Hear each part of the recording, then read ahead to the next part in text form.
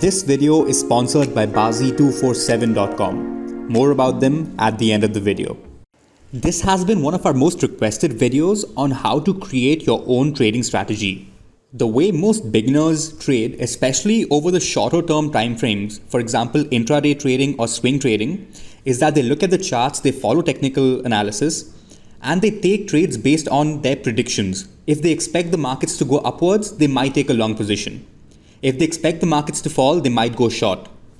The problem with trading in such a haphazard manner is that there's very little scope for improvement, in the sense that you don't really know exactly why you went wrong and what you can do exactly to ensure that the same mistakes don't repeat themselves. When a trade doesn't go in your favor, some people don't have an idea of what went wrong. They try to invent reasons later on, but instead, what most traders do is they have a set of strategies that they employ. These strategies are something which they have tested and they know the probability of success. So this helps them refine their mistakes and refine their strategies in order to be consistently profitable. Hopefully over the course of this video, a lot of what I'm saying right now will make sense. We'll walk through a sample premise and see how we arrive at it properly. Hopefully this example gives you practical steps on how to actually create your own.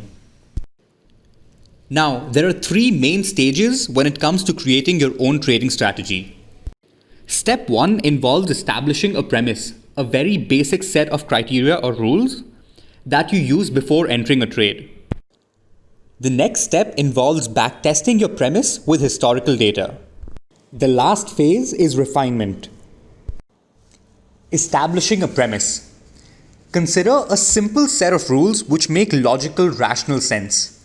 This will be the entire basis of a trading strategy and should be something which is extremely simple and obvious. For instance, a sample premise could be that when the indices break the previous day's high, you might consider taking a long position. Since the markets have broken the previous day's high, this could be an indication that there is some momentum in the markets and you might just expect this trend to continue. Another example could be of a stock hitting its all-time high before the index. This could indicate that when the uptrend continues and the index continues moving upwards, this stock could significantly outperform the markets. Another sample premise could be that you will only take reversal trades when the market gets stopped at a certain level twice, so it double dips of sorts. These are just some sample examples to give you an idea of what your premise could be.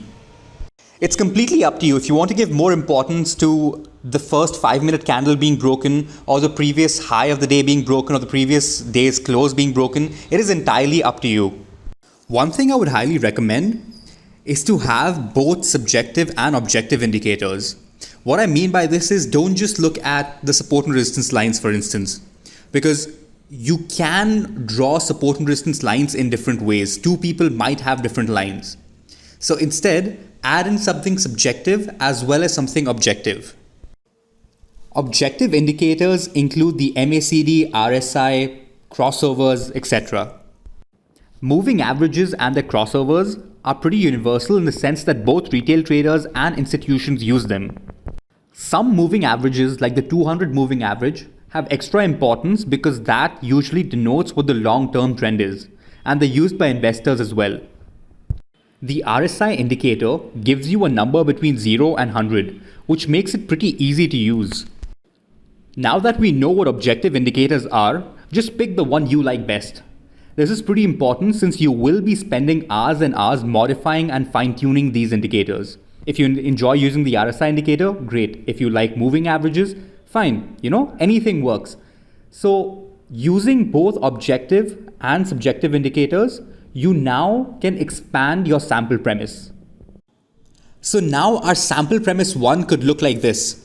When both the indices Nifty and Bank Nifty break the previous day's high, going long on the stronger index could make sense if the RSI indicator shows that it is not overbought.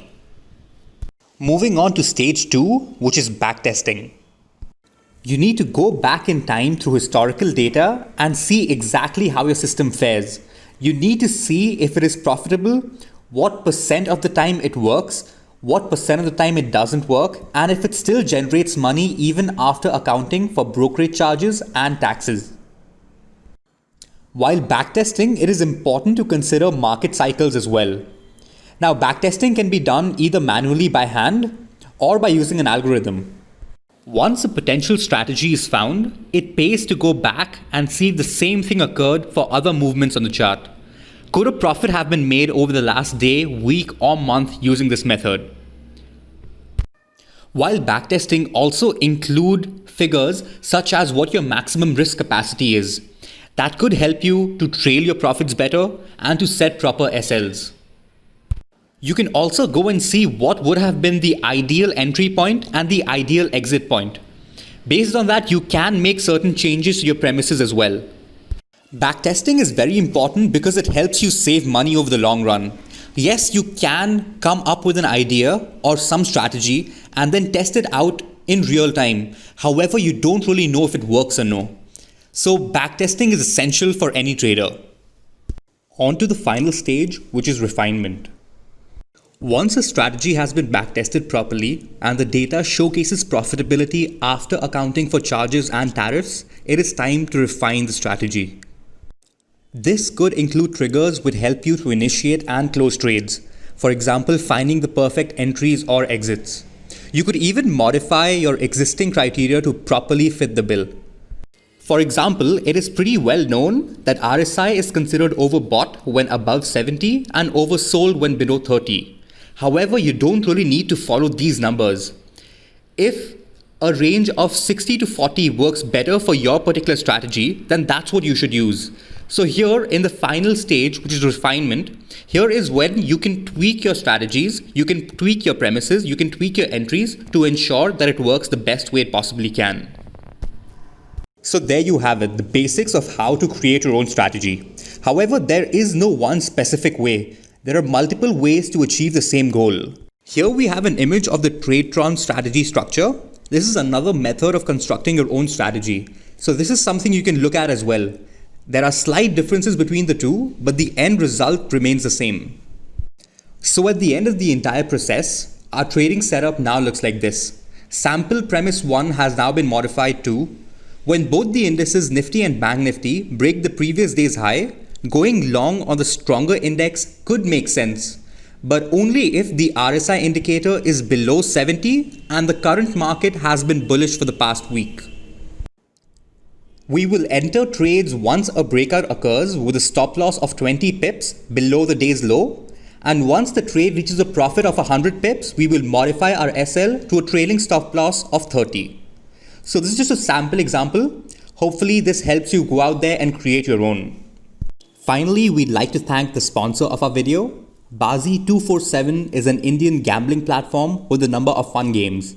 You can click the first link in the description of the video to sign up, deposit money and play. You get a 1,000 rupee bonus on signing up and a further 500 for referring it to a friend. You can also get compensation for your losses in many ways. Know more about Baazi247 in the following video. Thank you for watching.